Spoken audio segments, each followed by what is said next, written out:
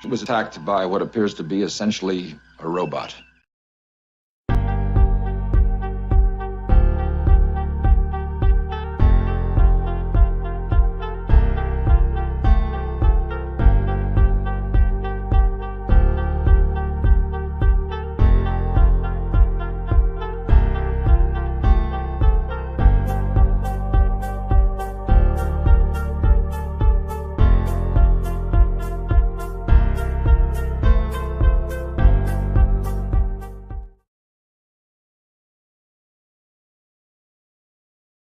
Pure anti-proton. Absolutely pure.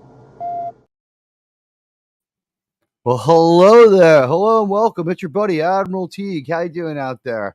It's time for another installment of the amazing 1923. It's a Yellowstone show. It's Taylor Sheridan's, I guess, Yellowstone universe. We have the continuing story of the Dutton family. Just going to keep following them forward. It starts with the original Yellowstone. Don't ask me what year that is. I would guess 1843, 1853, because the next time hop is to about 1883, and then they hop forward to 1923. So we got a nice amount of time hopping going on here. It's not exactly the easiest show to get lost in because these time hops take the show so far apart from the previous installment that it's really not that difficult to try to find out to orient yourself rather in any one given Yellowstone show. And hello to the Sci-Fi Mombi and to John Cipolla, who are here early. Thank you so much. It would be great if people could share the stream with people. There's the YouTube stream in the chat. If you could tweet that out, the more the merrier for this Yellowstone watch party. This is your chance to show that you want to try something a little different, something a little more on the in the realm of decent television instead of the indecent television. It's been my sad but necessary duty to bring you in the form of New Trek. And so today we're going to watch a slightly better show from the Paramount Network, and it's called 1923. Last week we started it. The stars are Helen Mirren and Harrison Ford. Helen Mirren's accent's kind of all over the place, and it's a little bit interesting how she approaches it. It seems to have settled down about halfway through episode one, where it was making sense almost all the time. As far as she kind of drifted from Irish to Scottish to British and back to like more of an Irish. So it's kind of hard to say exactly what we're doing here with Helen Mirren's voice, but she does. They make sure to say that she's lived in all those places. And it's just sort of interesting just to watch her work. Harrison Ford shocked me and everyone else last time when he put in what we would have to call a really good performance in Yellowstone, and he's acting the way we are familiar with. And seeing some of the things that were missing in that movie that was supposed to be so big that didn't quite work out. Now, did it? The movie was actually, for all intents and purposes, a bad movie. It didn't work. It wasn't fun. It wasn't enjoyable. We didn't get to have a very good time with the Yellowstone. With the Indiana Jones movie. It didn't work out. We tried. Didn't work out. I put all I had into trying to enjoy it. I just didn't find it enjoyable. The Indiana Jones movie had me convinced that Harrison Ford was finished and that getting old was a very, very, very terrible thing. But with the first episode of 1923, I've seen a different Harrison Ford. Harrison Ford is out there and he's actually acting at this point. It's interesting to see what he's doing. I'm having fun watching what he does instead of in the past where I was sort of struggling to get my mind around what Harrison was doing in movies like The Force Awakens or in movies like The Rise of Skywalker, where he's a meme. He shows up and sort of says he's a meme. He's a memery ghost. At any rate, hello to the whole world. And, wherever you are, I hope that you're enjoying and being safe. And with that, we're going to take a look to do some exploring with the show in 1923. Season 1, Episode 2 is called Nature's Empty Throne. Again, if you want to tweet out and share this, please go right ahead. We'd love to have some more people join us. It's always fun to have you, and thank you for the people watching over on Cosme as well. And with no further ado, I think what we should do here is probably start streaming our episode of 1923. Now, if you look in the chat, you will see that there is, in fact, a way for you to see this through my eyes. It's pinned to the top of the YouTube, and it's also in Cosme. You can go right ahead and see this through my eyes. And with no further ado, and this is going to be so silly on my side of this, if you can see what I'm doing is, to keep this from to make this the best watch party possible, I've got some new equipment to help me out. It's quite frankly the only way I think I could do this. I've got earbud with Paramount Plus and the sound from this show in one ear, and I've got the earphones for this broadcast in the other. But I'm at 0000 of season 1, episode 2 of 1923, starring Harrison Ford and Helen Mirren. And if you're here, I thank you. If you're coming through on the rewatch, we're going to be a little bit performative here as far as letting you know what's going on. We're going to try to keep you caught up with the situation. And I thank you all for coming. And with that, we're going to start on action. 3, 2, 1, action.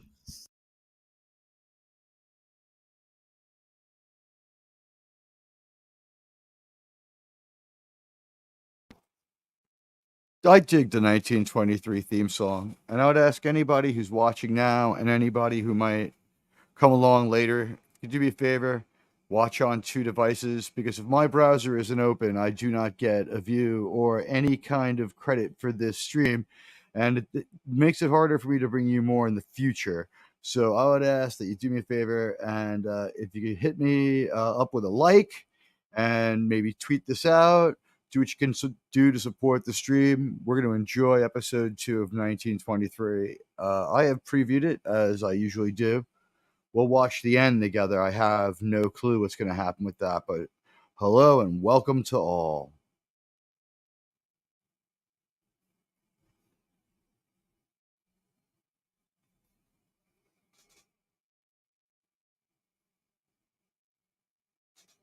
I don't know about anybody else, but I dig the 1923 theme music. It's pretty good.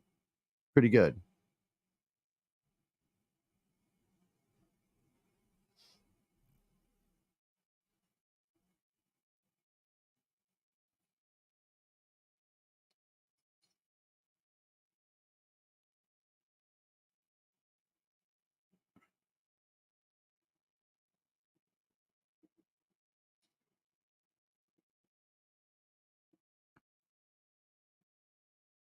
We're picking up in the middle of last week's leopard hunt. It's pretty intense. This is Spencer. They have 2 sons. Spencer was in World War One. He hangs out in Africa now.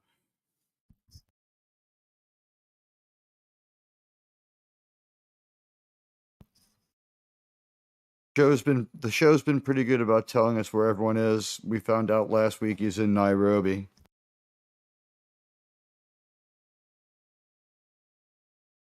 And I always double tap leopards when they attack me. I don't know about you.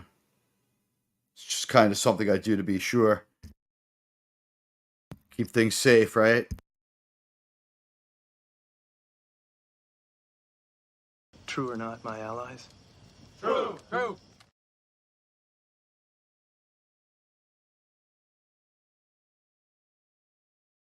Hey there, Sci-Fi Mombi. Yeah, the music is really good. Thank you for sharing and using the 2 devices. It is very much appreciated.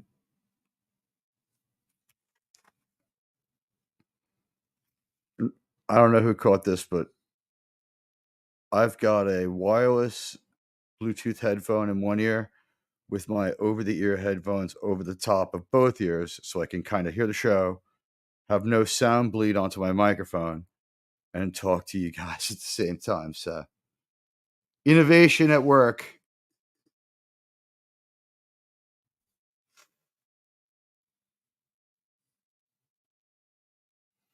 And we're smoking and drinking here after our near-death experience, but I gotta say, he is nowhere near as keyed up as I'd be. I don't know where this ends up on the fright matrix with World War One.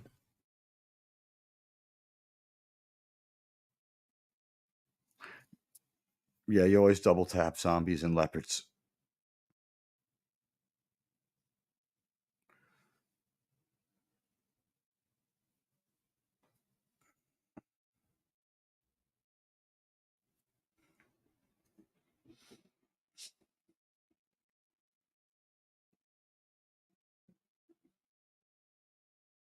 Now, he's just said here they've got a bunch of shit in their claws. He's being pretty literal, like leopard claws, filthy.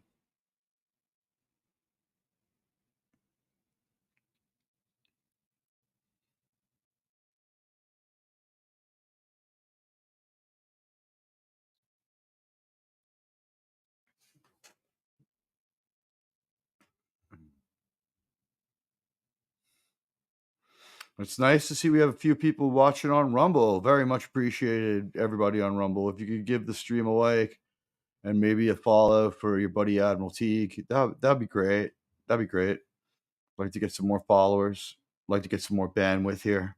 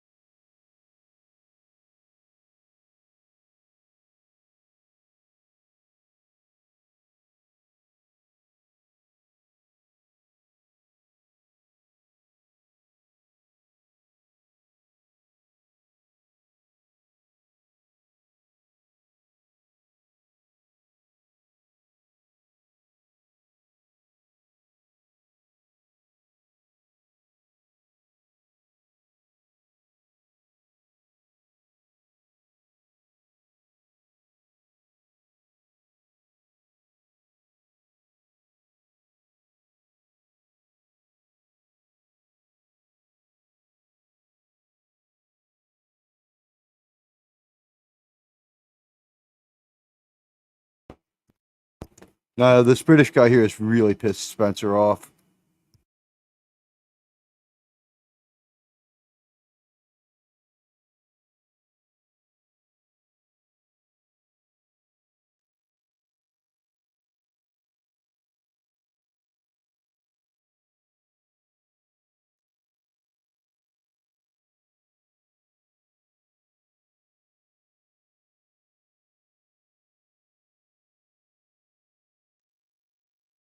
Now, this isn't huge, but Spencer's got the ticking clock of all of this leopard shit that was stuck in his claw, as he mentioned.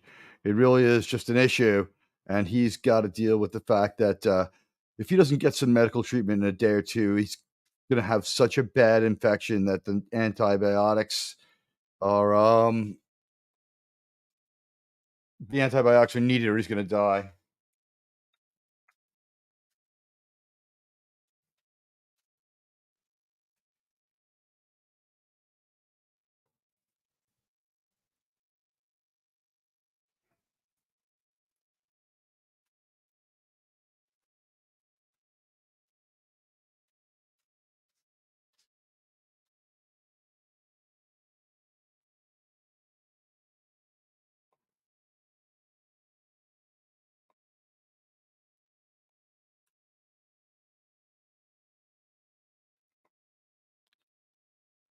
See, I don't know. This music is minimalistic, but it's nowhere near as bad as the minimalistic music that we see in Most of Ahsoka, not the amount of Ahsoka, not the Ahsoka episode we saw, for episode 4 where they stepped up the quality.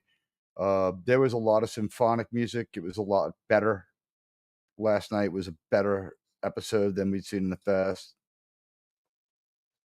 Yeah, so yeah, we got the goat people versus the cattle people, and they just don't like each other, and Harrison's still looking pretty fucking potent here.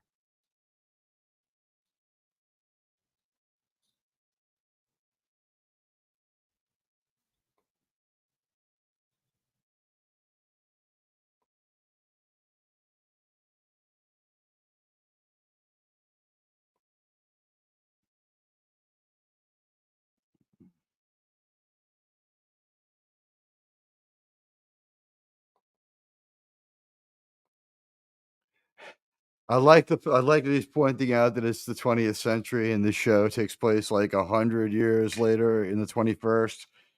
But I mean, they've been in the 20th century for quite some time. Um, I don't know if that saying went out of style till we were at the edge of the 21st century.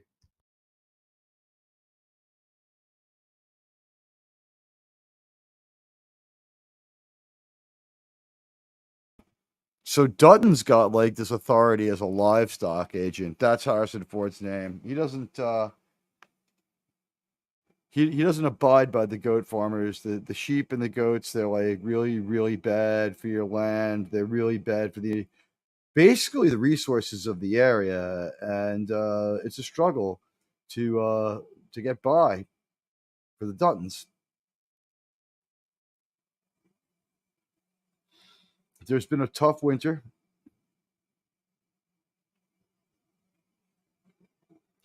and we know that there's not a lot of grass left to graze on. So that's the issue between the cattle and the goat people.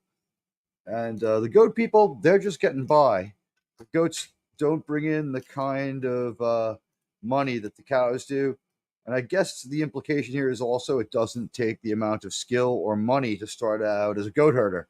So these cow guys, they have skill and they're pretty tough and they've been out there a long time. And they just, this is a new industry moving in. Hello, Saber. You made it. Hey, there's a link pinned on top. Go check that out.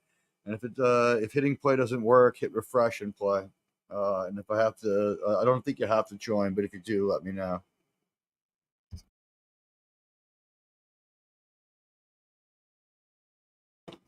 If anyone else went to Catholic school, this kind of harsh stuff will be familiar. But this isn't Catholic school. I think we heard it said. I'm pretty sure it's in this episode because I was rewatching earlier to make sure I was on top of this. That this is actually a Baptist or Methodist school, something like that. So it wasn't who we thought they were. They were not who we thought they were.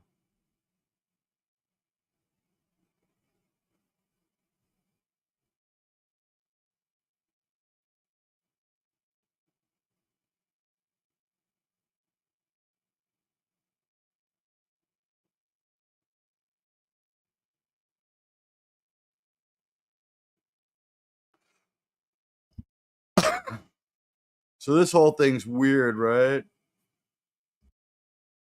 Schools like this are schools like this are real. It was messed up. We made a few mistakes. This is 100 years ago. It's not like this anymore.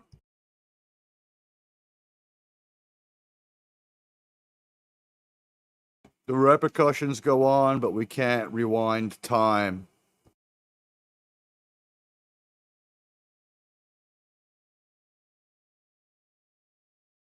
These things happened about 15 years before William Shatner was born.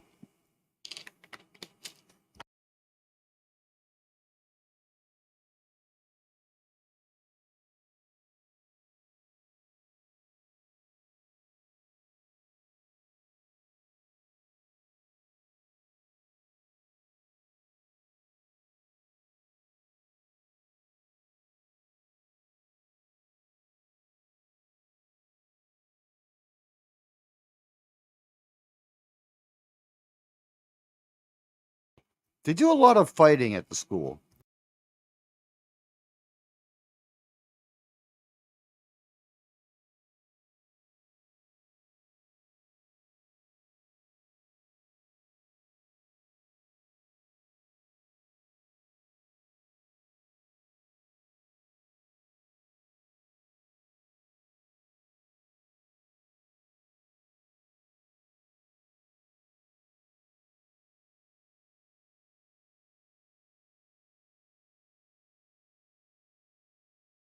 This is messed up in about the meanest way I could think of to carry out a hanging. They leave them on their own horses. They try to, but don't necessarily go too far in spooking the horses. And now it comes down to how calm are you, how calm is your horse, and how good of a rider are you. Because they've left about 8 guys tied to nooses on their horses under a tree limb. And if your horse gets spooked and run off, that's it. You're going to be strangle hung. If you can keep your horse calm and you can keep your head together for an extended period of time, long enough for you to work your way out of your bound hands or find some way around that, then you can probably extricate yourself. But that was some Houdini-esque shit plus horsemanship mixed together.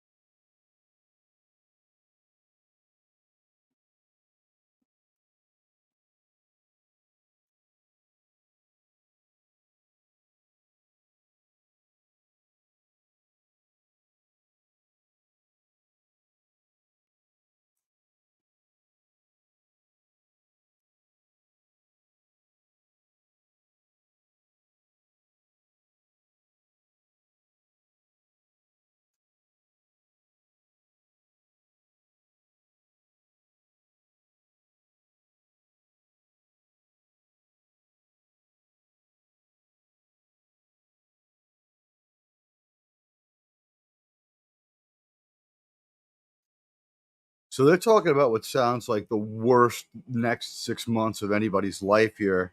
They're going to be like toughing it out on elk meat, however that tastes. If you've had elk, let me know.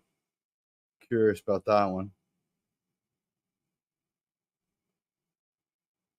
Easy wasn't in the job description. Harrison Ford is the saltiest human being alive. Hey, John Foley, you didn't miss very much at all. In Africa, they polished off the leopards. There were 2 of them, and Spencer's messed up, but he's going to live. One of his buddies died. He's real pissed off, but he's getting good and tanked up. He's got a pocket full of money, and he's got to get to a hospital and get shot full of antibiotics, or he's going to be real messed up. So that's sort of going on for him. And I believe that that's going to be his touchstone to civilization, where he's going to get this letter from Helen Mirren telling him that this is not just a bad winter. This is an almost borderline unsurvivable kind of winter, that things are going really bad.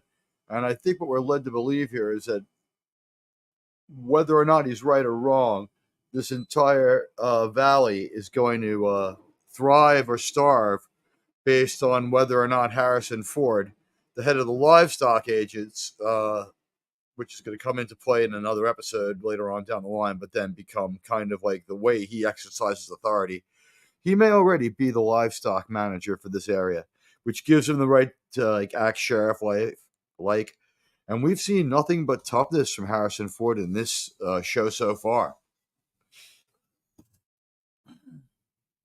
And Joseph Dredd, hell. I'm really glad that you're glad to be here, Saber. It's good that you're here. Everybody, if you could do me a favor, the only matrix we have here is how many people are watching, and if you could tweet out that we're doing this, sure would help. We're very early in our story, but all episodes of Yellowstone 1923, or just plain old 1923, are about like 60 minutes long. Like they come in within a minute or two of each other total time runtime, maybe 54 minutes, 55 minutes. This is a well written show as far as going beat for beat and making sense.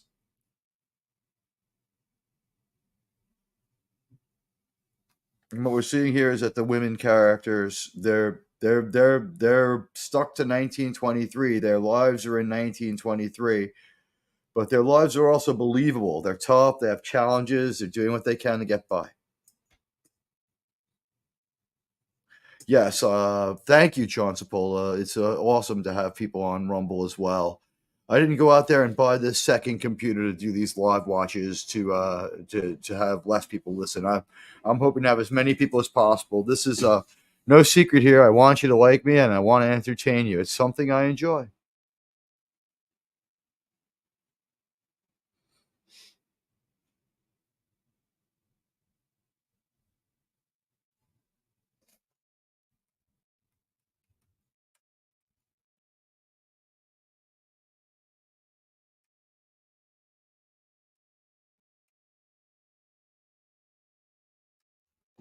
This was one of the weirder conversations every time I've watched it.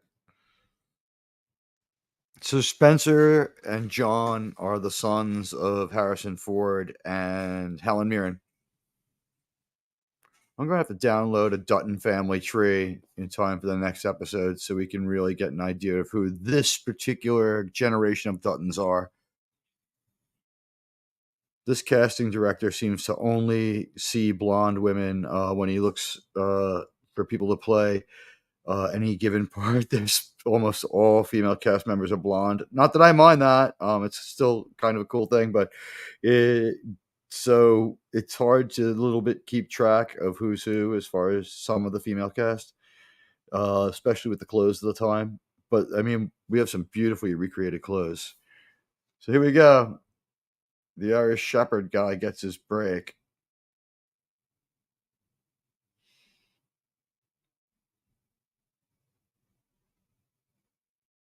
So using his resourcefulness here, and I'm just so glad everybody's here and hanging out. I appreciate it. And all of you over on Rumble, you are also appreciated. That link is there.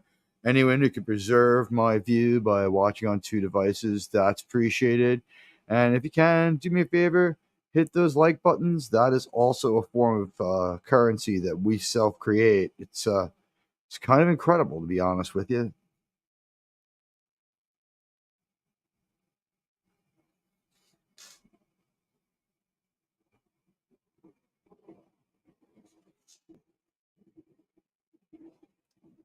So, wow.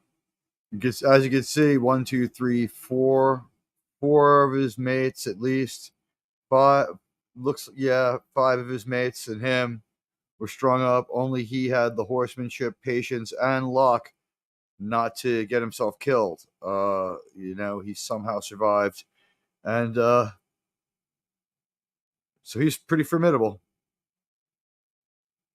We still haven't reached the point in time where the story began with the confrontation between Helen Mirren and, I guess, the sheep and goat herd guys are divided into Irish and Scottish factions. She had it out with one of them. I believe it was one of the Irish guys.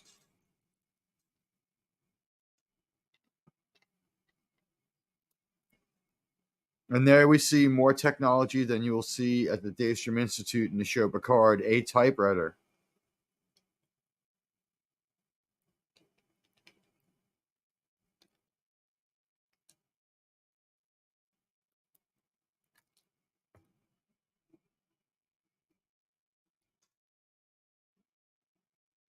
And this woman is just more unconcerned than anything else.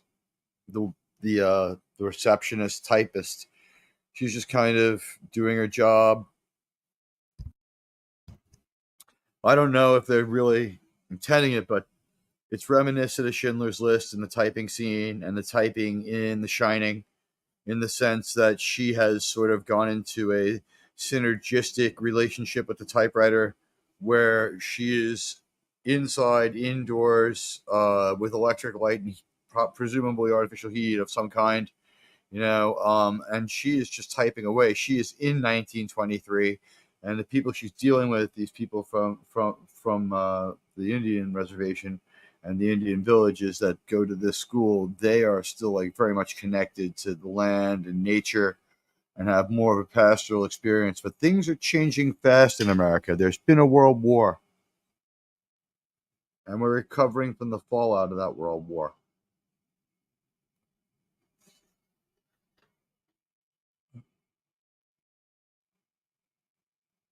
If you like Westerns, have I seen Westworld? I don't like Westworld because I'm not a big J.J. Abrams fan. Yellowstone, I think, is probably more fertile ground for this channel. I love that we got so many people rumbling with me. I love that we got people preserving their views. I love that the likes are pouring in. I appreciate all the love, and we're gonna take a look at this and make for an evergreen rewatch because we have not paused and there have been no commercials. I don't know about the rest of the world, but here in September in the United States of America, the commercial tier of Paramount has stopped showing commercials almost completely. I can't remember the last time there was a commercial. It's absolutely one of the stranger things. Let me catch up with the chat. It's Braun from Game of Thrones. Is that the Irish dude? I'm not a Game of Thrones here. Jerome Flynn. Is he the Irish guy who's head of the faction, or is that Spencer Joseph? And welcome, Guten Nacht over there right now, right? About 10, if you're actually in Germany. Thank you, everybody. It's great to have everybody here.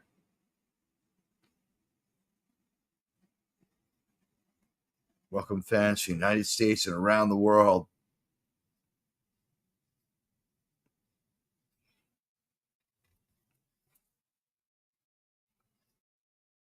And we can see here that they're driving this large, considerably large,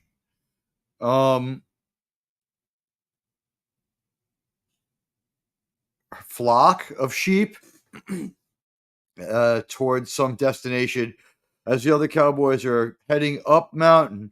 That was the plan. They're going to go up the mountain where there's grass because up on the mountain, there's a little more resources because it's up the mountain. It sucks to be there. And I guess the idea is that there'll be some regrowth behind you as you pass through, or you could take another route back and, keep the cattle at least. You're going to lose some. They know they're going to lose some, but they're going to keep it to a minimum. And it seems to me like Taylor Sheridan probably knows a lot about being a cowboy, but I don't know that you have to for this show so far. We've really just we've dealt with things that all of us can relate to: business, competition, legal problems, the differing and the feelings about how our children are educated. It's a pretty. I like the issues that Yellowstone gets into, and I think it's a fun show.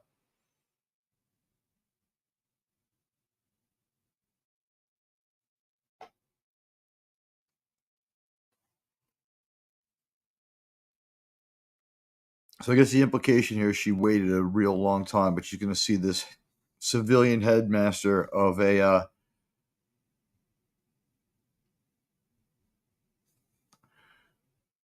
right, she's trying to negotiate. She's trying to negotiate to get her daughter out of the her granddaughter out of the day school, and they're calling it a Baptist day school.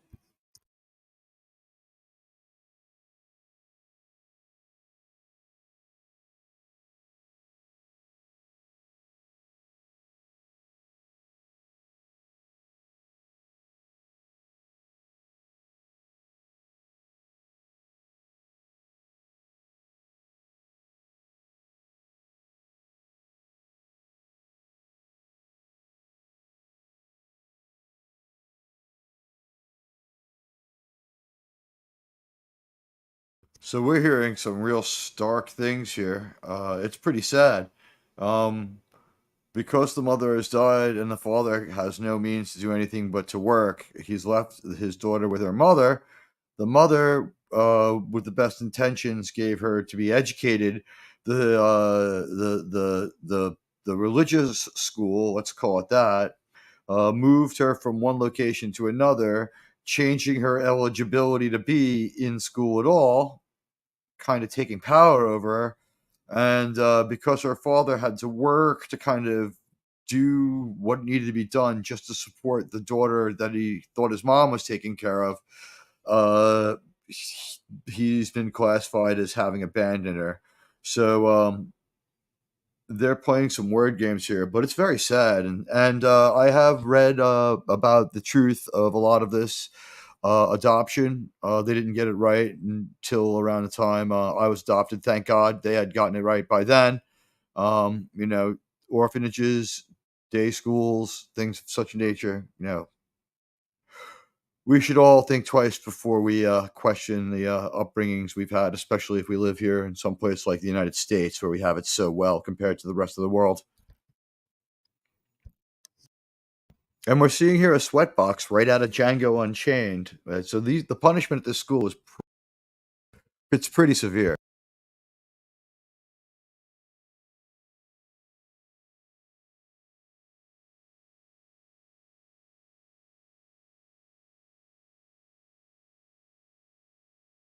Oh yeah, Doom's Saber. Yeah, I guess we could put that one to bed. Yeah, I saw he read your name. He was absolutely unflapped. It's like Elvis saying it's cool to sing one of it. Yeah, well, Elvis didn't write. Yeah, I guess that's yeah. It's like I guess I don't speak for anyone but myself. You know, I think you're in the clear. I do. Sci-fi Mombi. Am I spying from Walmart Plus or just Paramount? I have Paramount Plus, and that gives me Showtime. Oh yeah, you know what? The commercials on Paramount Plus are almost only for Paramount Plus stuff. They're hard enough for them to sell. They may have they may have disbanded their sales staff because they weren't selling enough commercial time to cover that, even having them. And honestly, the commercials were poorly curated. They were put in by like an AI on most shows, so they would go off every 7 minutes. So this way, the uh, the commercials just came in at random.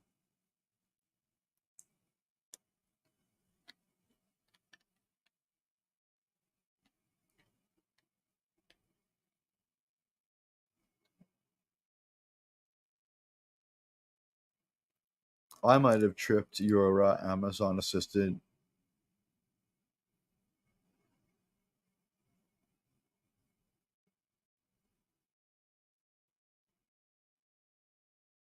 Yeah, that was some kind of attack. She attacked her. And then the other nun who this girl has beaten up a few times. Now, this is the girl that the grandmother's trying to get back. And it was like, yeah, and it was like, it wasn't like, I don't want to say there's a right way to do it, but this was one of your more brutal ways of being attacked we've seen. And now this other nun isn't being much nicer. This is basically, this place, this school that they put her at. They were trying to help her out. They wanted her to be able to read, etc. But the school had a different mission. They said earlier it was to kill the Indian within them. What do you guys think? Is this non-Irish?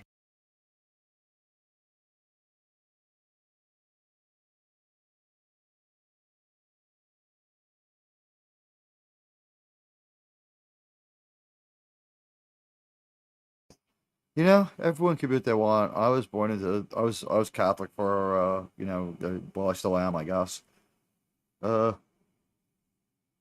can't say I tell anybody which religion is right or which one to join, but this like kind of fictional religion, but that's definitely some kind of like extremist religion from 100 years ago, right?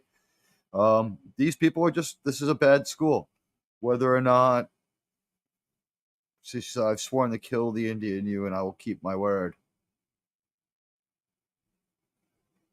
Oof, ooh. I gotta say, this fight coordination is really good.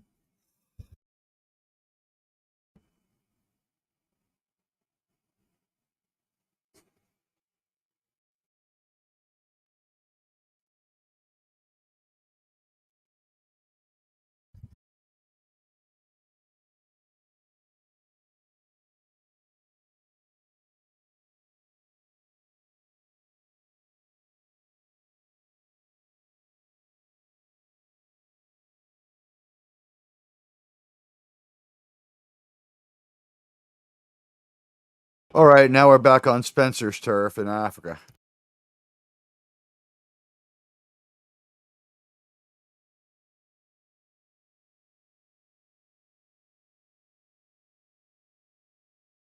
A lot of people watching on Rumble. Welcome, welcome, and thank you for coming by. The link should be there for you to check this out. But I know sometimes Rumble is big on refreshing things. So let me ask you, if you do watch, could you preserve the view by watching on two devices? That's the only kind of currency I'm going to get. And likes are appreciated all around, everybody. Really, they really, really are.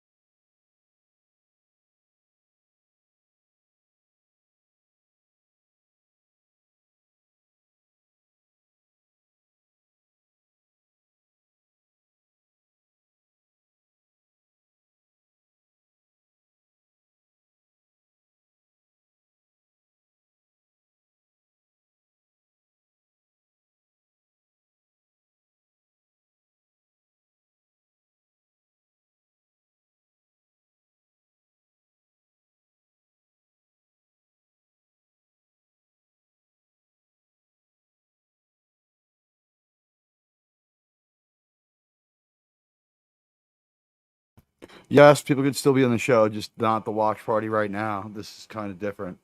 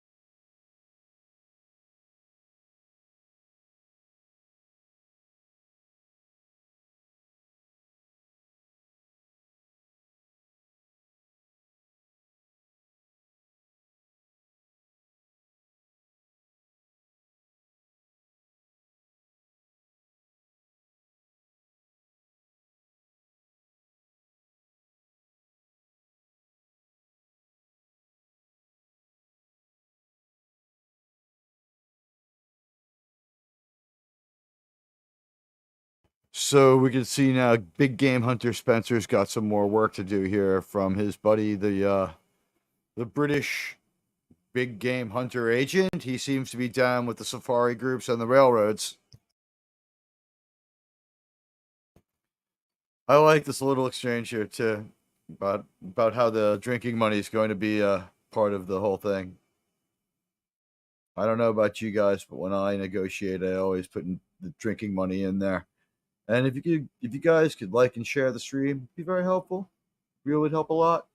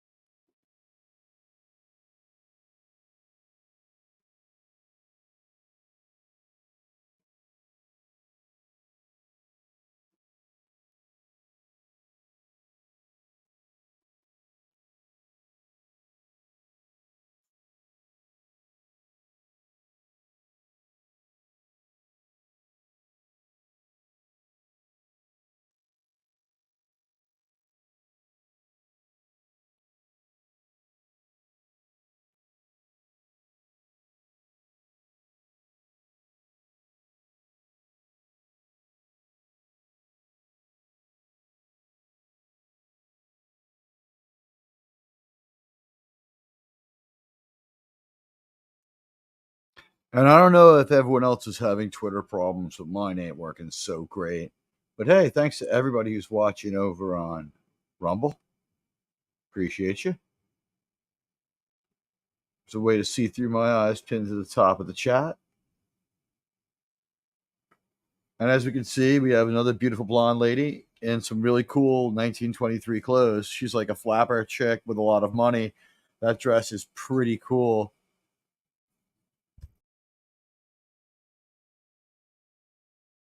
Her whole outfit is really, really, really cool. And here we have, wow, a brunette woman. Wow. Wow.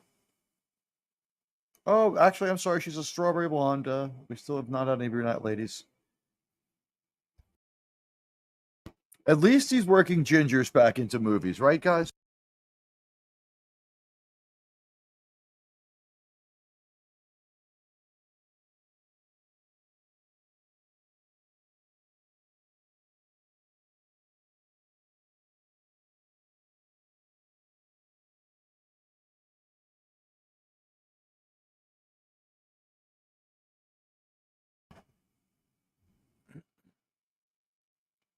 So, like I said, we got a beautiful ginger here. She looks a little like a young Drew Barrymore. Younger Drew Barrymore. Drew Barrymore's not that old yet, but you get what I mean. But does anyone agree with me that this director sort of had a casting director at least sort of has type?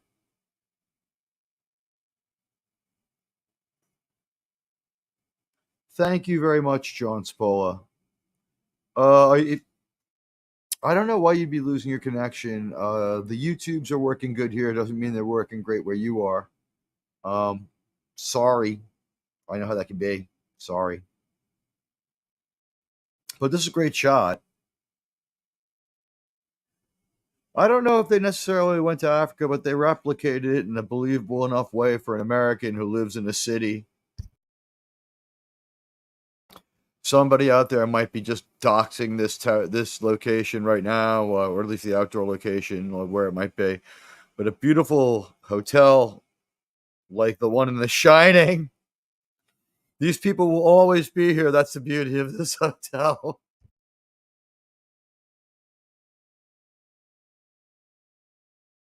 Now, whenever we see Spencer consume, he consumes in excess. He drank like 15 cups of coffee the first time we met him. Then the next time he went to have any kind of drinks, it was like 2 whole bottles of whiskey. And now, I mean, he's actually taking it really, really, really easy with just a beer.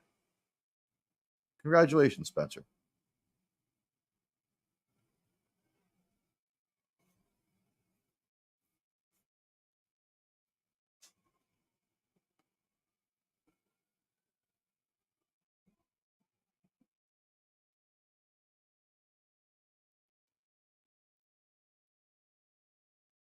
So, pretty cool conversation here. I could believe two people in 1923 would act this way.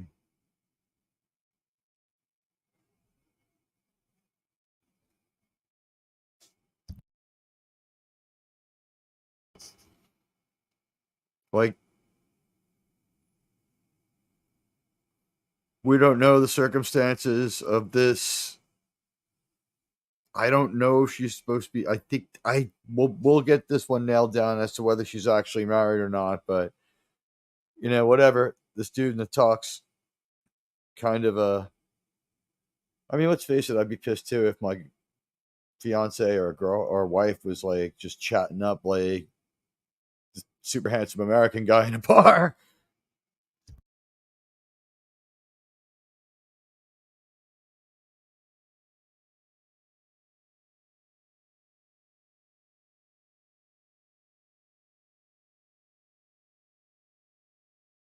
So the car here and stuff is pretty cool. All these cars are really cool. I wonder how many of them actually move.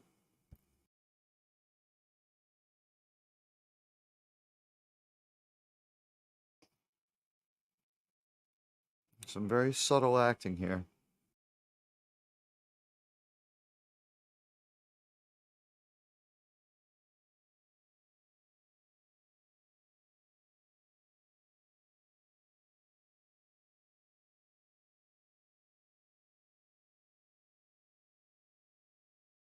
Okay, so he's recently stitched up from a leopard attack, and he's about to go take a ride to a place where he can touch base with civilization enough to get some serious antibiotics before that takes him out. And then he's got the prospect of this other job. But I believe on his way is where he's going to run into the telegram telling him, come back to Yellowstone.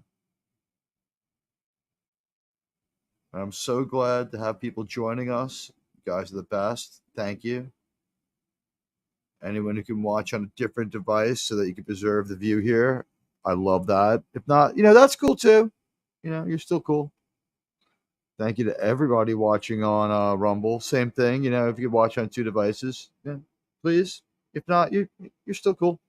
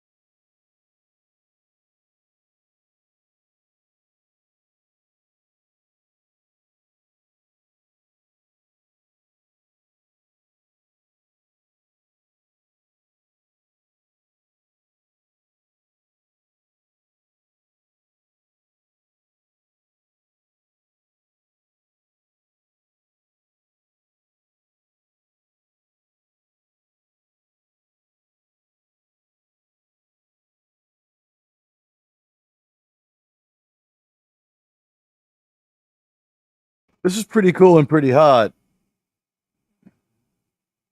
which is a contradiction in terms. So she doesn't hate this dude, but wow, I mean, I guess it's best he found out now.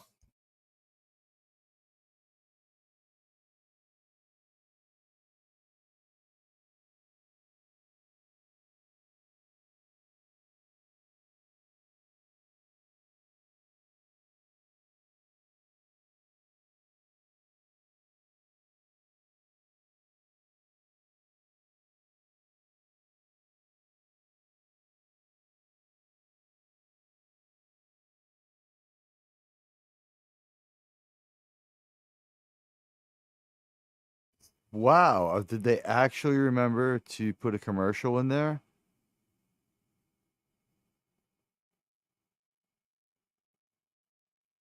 No. We've moved on to episode 3. So that dramatic confrontation ends episode 2. So I'm gonna see if I can word this poll right. It's how much do you care about what happens to the characters in 1923? I guess it should start out with so far. Or man, how much do you care about what happens to characters? I'm invested.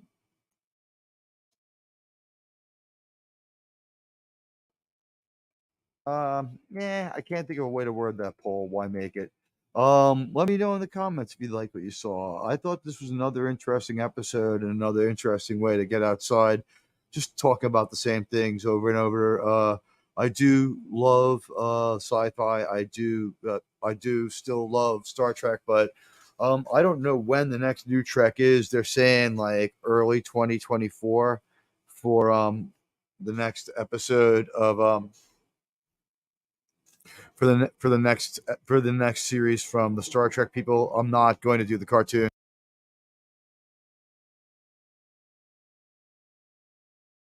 I'm sorry, I'm not reviewing the Star Trek Lower Decks cartoon.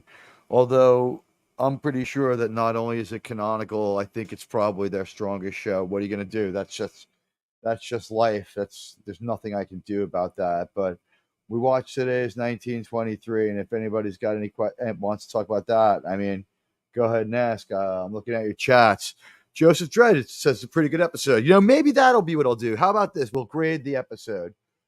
How do you grade episode 2? That's a good question. Uh, how do you grade episode 2? What grade would you give episode 2? Sorry, folks, I'm thinking of this on the fly here.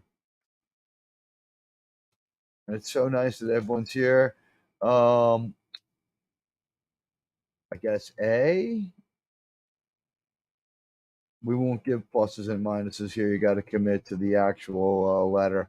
A, B, C, and because there's only 4 options possible to me, option 4 will be D or an F. What can I say? Life's not fair, and neither is the YouTube polling system. It's an imperfect system, but let's see if we can get the we can get the real winner here. The poll's live. Check it out. Yeah, I thought it was. Sci-Fi Mommy thinks a great episode. Joseph Dredd said a pretty good episode. Are we gonna do another episode? We'll think. I'll think about. I'll take that one into consideration. I mean, I was thinking about doing episodes weekly. So I mean, the 1923 watch is over, but I don't know. We could possibly watch something related to it or just hang out for a little while if anybody wants to talk about anything, got stuff you want to stop the count at 3 a.m. I don't know where you are, so is that 2 minutes from now in like in New Zealand it's 8. Uh you know what? Take the poll. It looks like we've got some people interested already. At least 2 votes as A and B.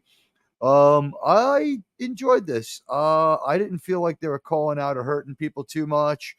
They kept the religion vague enough. There's enough sects of whatever type of religion they were talking about for it not to be any one particular bad group of people. What they were doing was bad. What happened really happened. I wouldn't call it overly dwelling on it. I thought it was well presented for what it was. The school, it was hard to take. I went to Catholic school where aesthetically it looked the same, and the nuns, I mean, they weren't, I don't, at least not to me, this mean. They did do enough punching and slapping and hitting of people. What can I tell you, though? That's the kind of world we had back then. Uh, yes, we just found a whole bunch more votes for A, which seems to be pulling ahead here. But we don't have a lot of votes yet. So let's see if we can get it up to a scientific amount of people. If you can vote, we would love that. If you can participate, we'd love that too. If you can't, you know what I haven't seen yet is I have not seen the giant hearts and emojis being used, and it doesn't seem like my stream's equipped with them. I don't know if you have to reach a certain level or be monetized, but if you see the heart, like hit it just so I can see if I see them. And let me know if you did, because I'm curious. I don't know what it looks like on the other end. But hey, you guys can do it. I see hearts. Whoever's doing that, I thank you and I heart you back. Can I do emojis? Um, let's see. The Admiral is going to send a couple of ships your way. All right. I can't do emojis the way you guys can, but yeah, I appreciate those interactions. That's a cute feature. So I can see why some people prefer not to use it, but I find it to be cute and fun. What can I tell you? That's just me though. It's interesting to have the ability to look at this chat. It's a different experience to be able to see. And Sci-Fi Mommy and Real Wade, thanks Real Wade for jumping on. You missed the episode, but you should watch Paramount Plus. That's the Jim. Hey, Commodore Jim, welcome. It's nice to see you here. John Spola, you were here for almost the whole thing. Joseph Dredd here from day one. FKHC 2005. It's great to see you. It's great to see you all, and everyone else who stopped through. It's looks like we're building up to something here. So I'll chill out with you guys for a while. Throw out some topics. How do you like my Harrison Ford avatar? This is Harrison playing someone who's supposed to be about the age that Harrison really is. It's not something we're used to. We haven't seen this a whole lot from him in the last, well, really not too much this century, but we saw the kind of stuff that like we're used to having Harrison Ford do here, and we got drama. We got drama on the lines of, I'm bloodsucker. You're gonna have to do your own dirty work now. Do you hear me? Do you?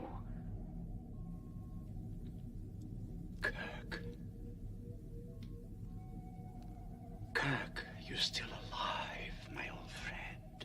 Still, old friend.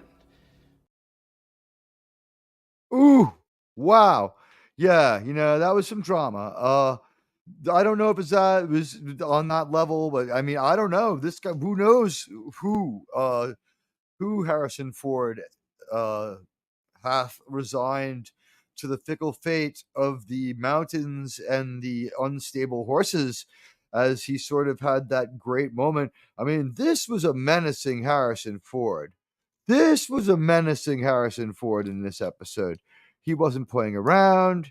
He was pretty dangerous. Uh,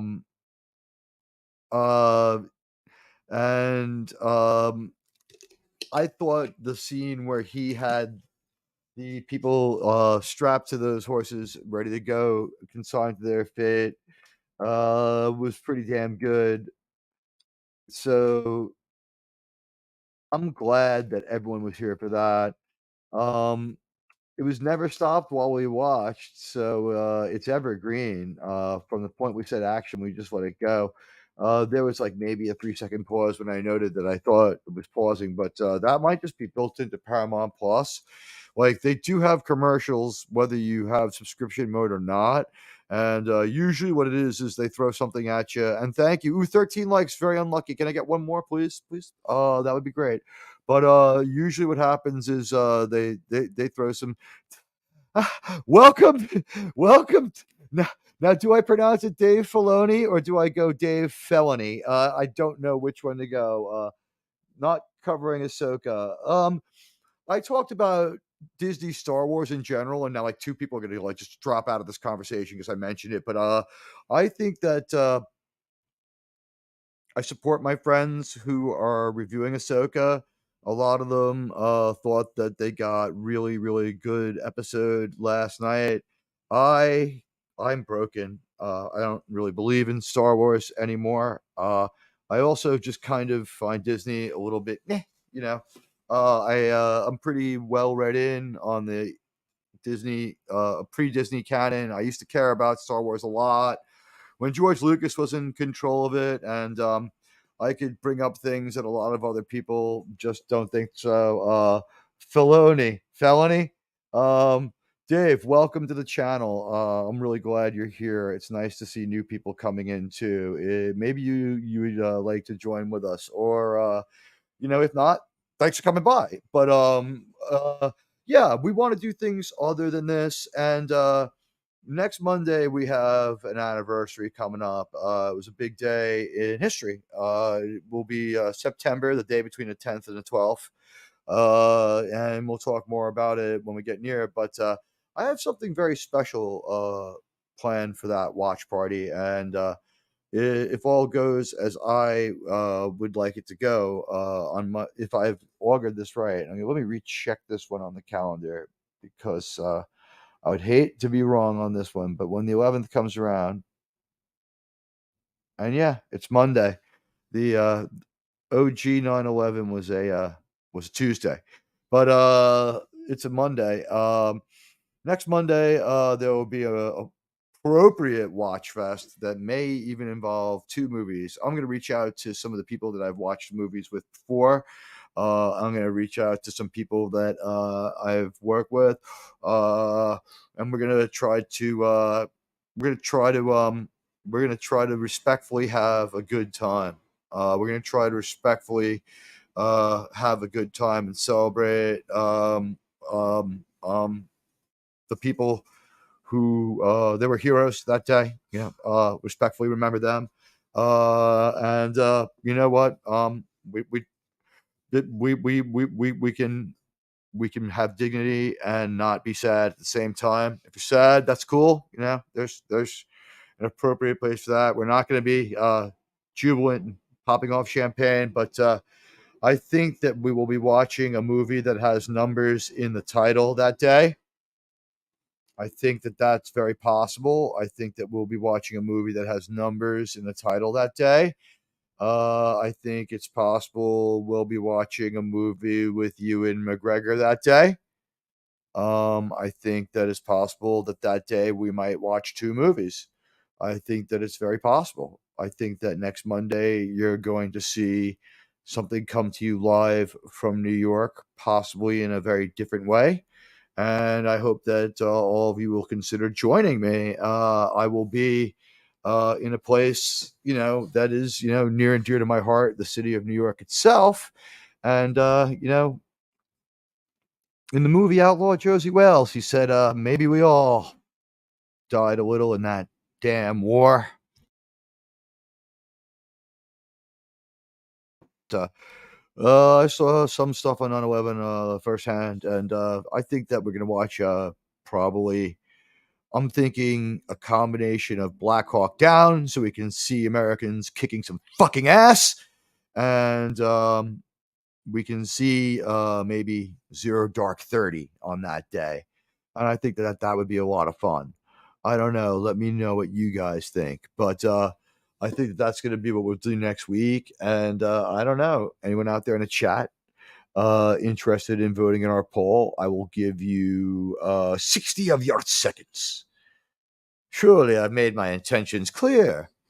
I have put up a poll, and when I swing around again, I intend to take accounting of this poll.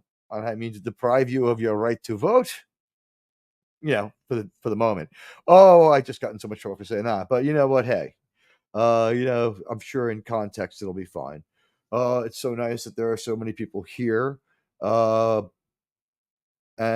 it's so nice to be doing a show that I think mostly makes sense, is mostly good enough for regular TV, where people, I don't know about the morality here. We've got some real, desperate and sustained malevolence among people here. The sheep and goat herder factions, they don't like each other, but they hate the people who run the cattle even more. The cattle faction, while they're pretty good at what they do and they're all pretty cool, they have contempt for the sheep faction. It sort of mirrors like an immigrant situation, because the goat farmers are immigrants.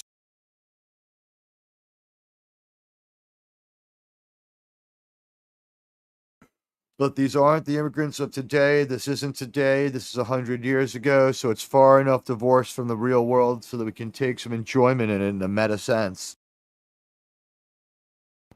As it says in the beginning of Phantom Menace, there's, heroes and villains on both sides of this one.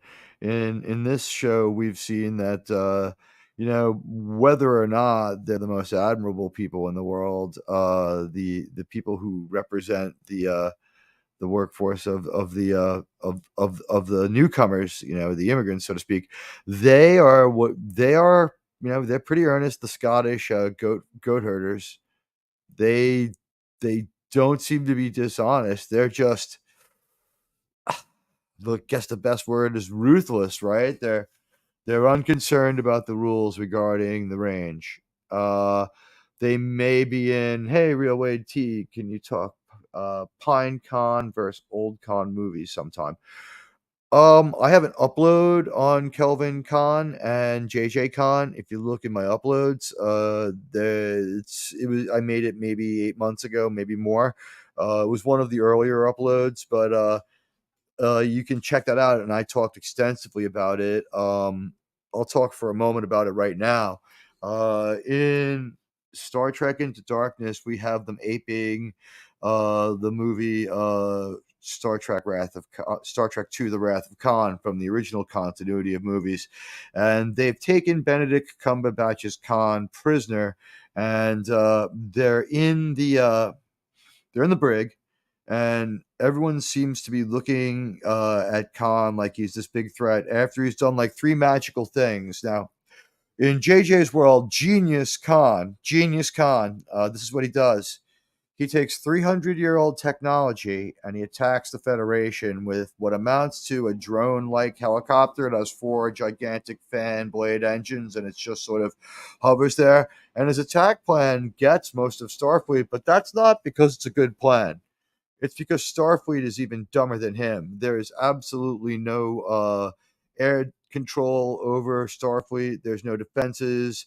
A few shots from a hand phaser would have taken this thing down, but no one bothered with that. So what ends up happening is it's brought down by blunt objects. The only thing they had was a fire suppression system. Kirk uses that. He throws it into the engines of Khan's fan jet helicopter, and then they use transwarp beaming to beam Khan away to Kronos. So really, really, really bad. Not something I found enjoyable. So at any rate, I have enjoyed the 1923 viewing party. I think looking into episode 3, we've got a lot on the positive side.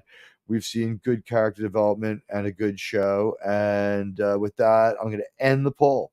What grade would you give episode 2? We got 6 votes on this one, so not too scientific, but 67% A, B 17%. No one gave it a C, and 20% gave it a D or F. Some people seem to not like the show. What can I tell you? Not every show is going to be for everybody. We're going to try doing something different here, and if it works, that's cool. If not, you got to take a little bad with the good. I accept it. What are you going to do? At some point, you have to experiment. The 1923 experiment has Academy Award winners and Academy Award nominees. It has a very good story, and it's pretty exciting. We see things that we don't see in a lot of the other shows we watch. We see men being strong. We see women being part of the solution and more or less equal, but not taking a tremendously alpha role. We see proportionate strength. When we saw Spencer taking on the leopard, people are helping him. It takes a couple of gunshots and a couple of attacks with the Zulu spears to take down that leopard. That thing is formidable. Both of them are, and so he's dangerous. He's not precisely fearless. He's ready to take a good degree of risk, though. I thought that it was that was time well spent. I enjoyed this week's 1923. I thought that we saw good development of both John and Spencer, the Duttons kids, and it looks like we're going to be having some problems here. I would just say, in this tension between the cattle faction and the faction that herds the goats and the sheep, we saw the goats and the sheep people are far more ruthless, but the cattle people have far more resources, and we only have a limited amount of law. I think we're going to just do this one today and save the next one for next week, because I have to be ahead of it, because I can't watch it and then do the hosting at the same time. And sometimes, and it just happens to be with schedules and everything else, I have to pull solo duty. So I'm producing this show, but it is just so good to have all of you here. And we got what I think was a strong episode of 1923 in. It was a different kind of watch party. I thank all of you. My name is Admiral Teag. Please hit them like and follows. It's okay to have 13 likes more than 12. I don't mind the bad luck that much. You can go ahead. If you haven't hit the like and follows, please do so. We cue in the beginning of this episode of 1923, episode 2, Nature's Empty Throne. You can watch along for the commentary on Rumble or on YouTube with Paramount Plus, which is available. You can get like a 5-day trial on that one and watch a whole bunch of 1923 and maybe marathon their Star Trek. I will say this, Paramount Plus, for what the horrible things that they do in empowering Star Trek, they also do some equally kind of cool things by giving someone like a Taylor Sheridan a show and giving him a chance to sort of go out there and show us a different universe and a different side of the coin to these things that a lot of creators and a lot of people just take for granted. And I know that I personally appreciate the performances by Harrison Ford and the way he is entertained in this episode. And with that, I thank everybody for coming by. I love you all. You're the best.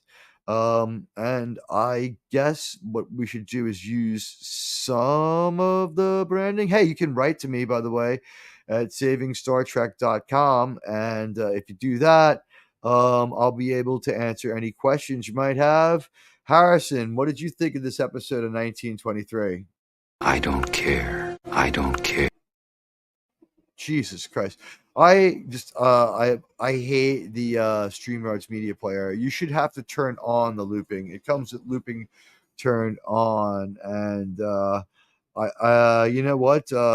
This is better than most of what we've gotten from a lot of our science fiction franchises. The last episode of Ashoka, people are saying it's good. I watched like the first 10 minutes. It was insufferable. But then like as I rewatched it, as my friends reviewed it, I was watching time codes and stuff, and I didn't really get a full experience. I watched parts of the second half today. It had a lot of orchestral and symphonic music. It really helped things around. But I'm gonna be ready to analyze it. Isn't that right, Ready Spock? to engage computer, Admiral. All right, Spock. And Arnold, are you ready for me to tell you what you should do tomorrow? Come on, don't bullshit me. I'm not. Okay, is everybody ready to find out what we should do tomorrow?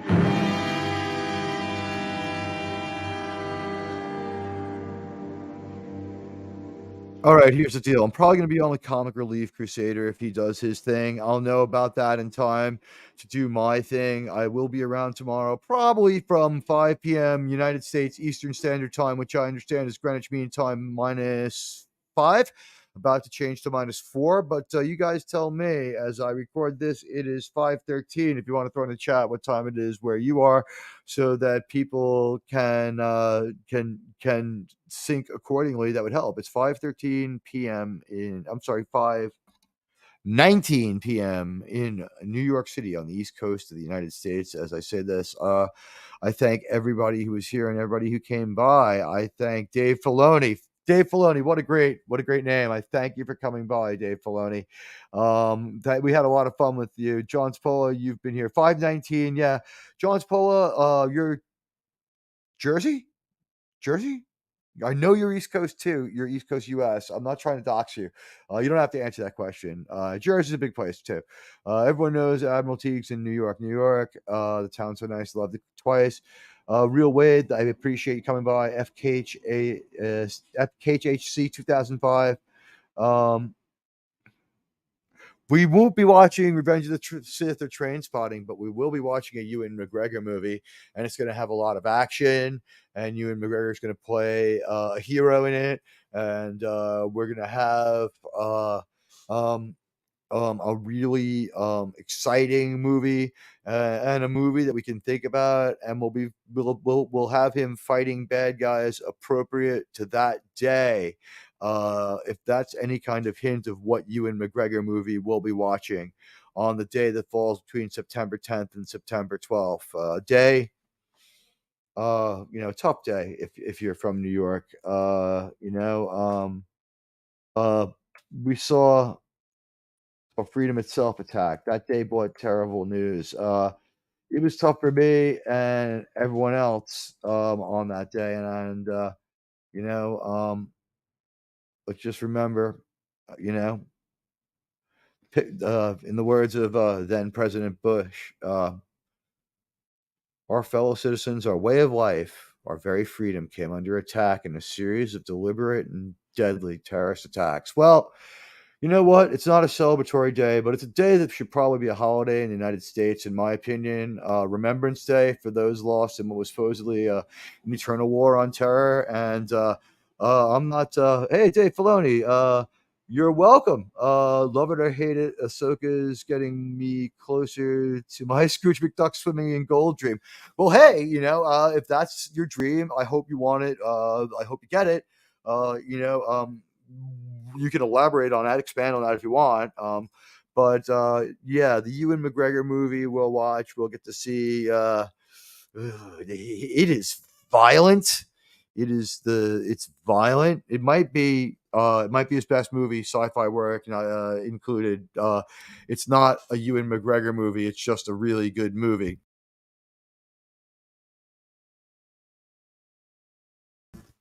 It's a movie from the beginning of this century. It's a movie that's about 20 years old, if that helps anybody. But like, has Ewan McGregor done much that isn't 20 years old? Although I do love A Life Less Ordinary. There's a Ewan McGregor movie I enjoy. But no, then we'll be watching that. I'm planning on going double length on this one because you know what? A lot of people are just going to blow off work on Monday, and a lot of people just aren't going to travel on September 11th. I know that I'm going to try to avoid it, and a lot of people are going to want to hang out. So you know what? We're going to see who else wants to come by, and we're going to check out a really good Ewan McGregor movie where we're going to kick some ass, and maybe we'll watch a movie with a lot of numbers in the title, but none of those numbers are 9 or 1. And let's see, John's Fuller, there won't be any remembrances from the current mayor and president. Yeah, you know, I don't want to get political. I think that they will they'll probably say things appropriate to that day, and if they don't, shame on them. I don't know if there is anything appropriate to say. I myself try not to be political. I encourage all of you to use your freedom of speech because you have that. I really, as the host, have a little bit less of a level of freedom of speech than you do. I can't say things as directly as I might like to. Being blunt will, I'll still be up on Rumble, but let's face it, I'm not going to start getting crazy. I'm just a Star Trek pundit, and now I'm a Westerns pundit.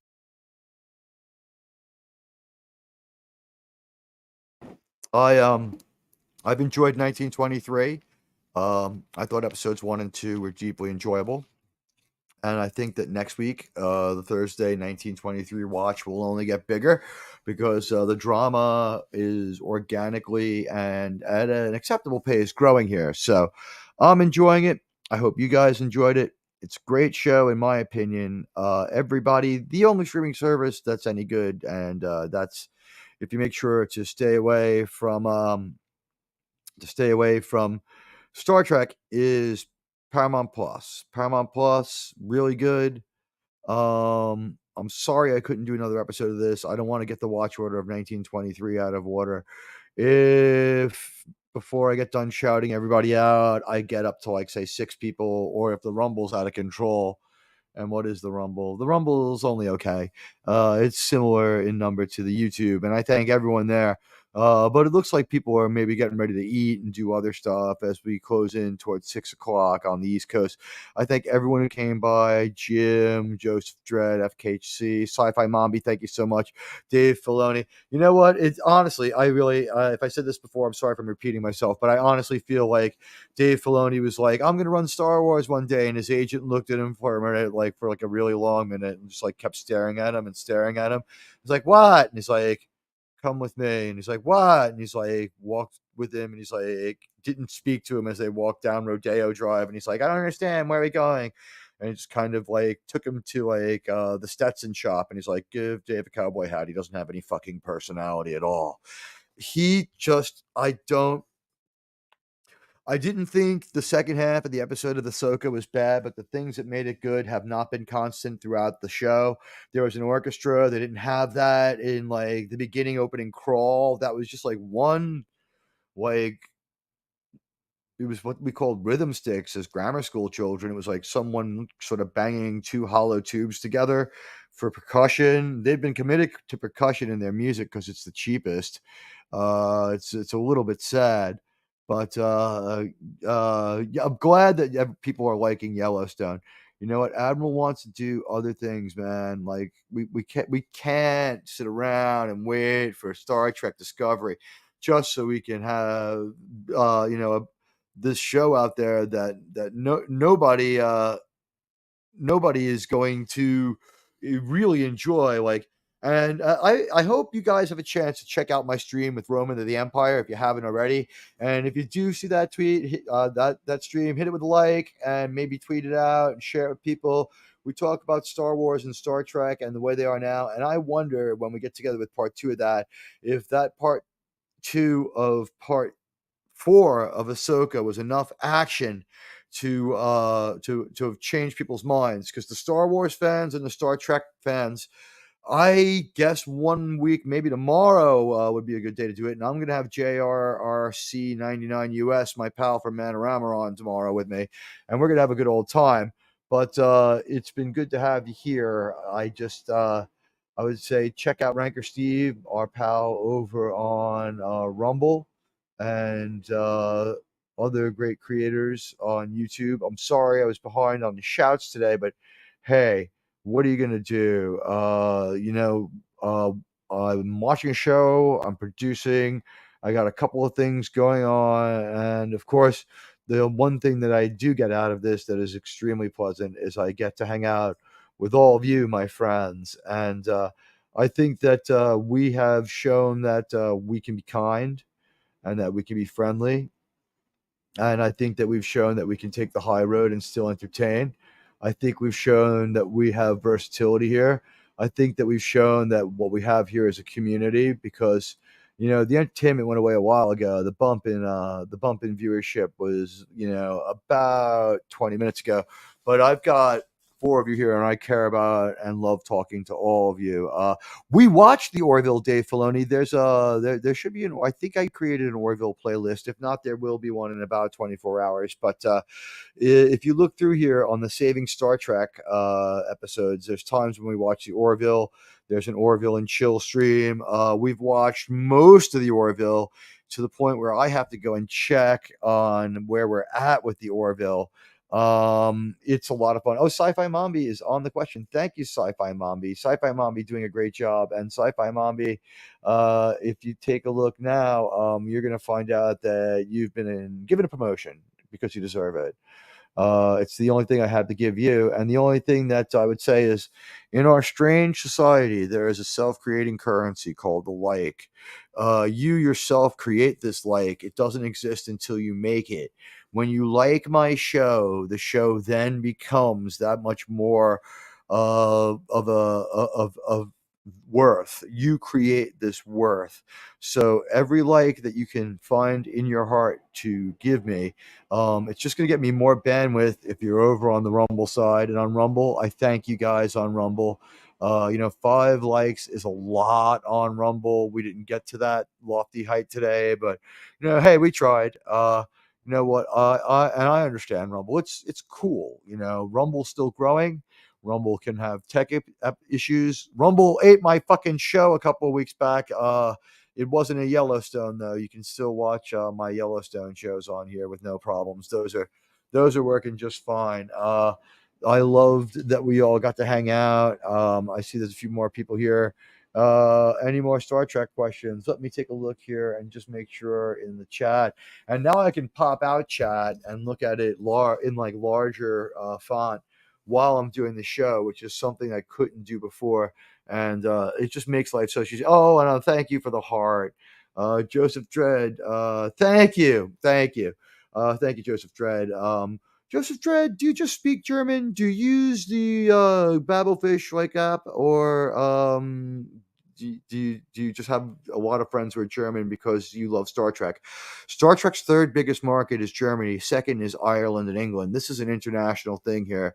I'm looking forward to when we can have Hungry back. I'm looking forward to when we can have Snail Messiah back. But everybody, very, very busy. It's so good to see everyone doing so well out there. And, the shout outs and the love from the Admiral just continues. It's so good to have you out there. Dave Filoni, you have one of the more audacious names I've seen. I think you're going to have a good deal of fun with Dave Filoni. Let me just make sure I'm not leaving anybody out. Raquel SS21 and my friend Appion, who I believe's link is already in the chat. Captain Fandom Nerds link is in there. This is this is Raquel. Raquel does gaming and she also reviews pop culture. That's Raquel's channel. She is doing some really good work reviewing Ahsoka. She has a much different view of the show than I currently hold, which is, I'm going to be honest here. I'm a little bit skeptical of the show. I don't trust the show yet. Other people smarter than me, are saying that as of last night, it turned to good. And the reason I'm inclined to agree with them and say that it might be a me problem is because Appion's a good, sober take on things. He knows what he's talking about, and he knows his Star Wars. I don't think he would just get carried away. But, from my perspective, that was a pretty brief action scene. I did think we had people regarding each other for too long. I didn't enjoy the way that we had just this strangeness of, very long pauses between people speaking and people responding. It was outright unnatural. It was outright unnatural. There was a strangeness to it. There was an unnaturalness to it. I wasn't able to keep up with why people would talk that way, and it made it so that, and this is going to sound crazy because it was so slow, but it made it hard to follow because it was just so incredibly, unbelievably slow. It was as slow as could be. It was slower than anything you could possibly imagine. And up until the middle of episode 4, it kind of stays that way, and there are problems with it. Now, the problems don't all go away so much as people feel that they got a good enough dose of action last night that it made the show worthwhile and it gave it some weight and some value. And I don't know, everyone was pretty cool about the fact that there was no redeeming episode 3. There wasn't. Mary Elizabeth Winstead, it's not your fault, but your character's written horribly. She's trying. I don't know. Mary Elizabeth Winstead, she may be like sort of like a specialist actress. Like she might have a specialization. She may play skeptical people, like someone like a lawyer, someone like a researcher, someone like a scientific type, someone who's always just a little bit frustrated. Just, I don't know. It's not working for me. But, every time I say the word Disney or Ahsoka, a few more people leave. So with that, I'll just say there's Ranker Steve's link in the chat. Check him out over on Manorama. I'm on Rumble too. Admiral Teag on Rumble is a wonderful thing for all of you out there, both on Rumble and on YouTube. I'll leave that in the chat, and then I'm gonna split. And with that, it'll be a comment in the stream over on Rumble. Take it easy, everybody. It's your buddy, Admiral Teag.